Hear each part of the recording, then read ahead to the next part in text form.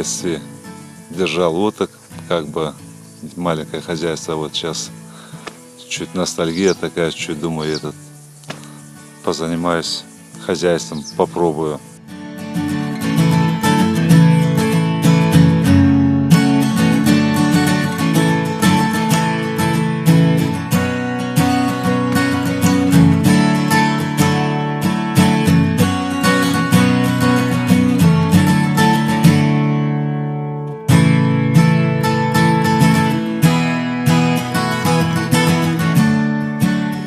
Выгодно, невыгодно, не знаю. Мне просто нравится это дело. Я вот из-за этого вот пока занимаюсь.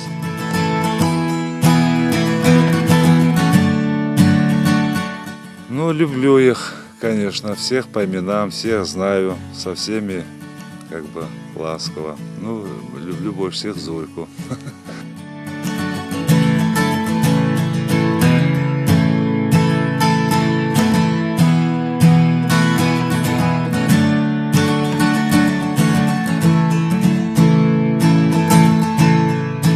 Хотелось бы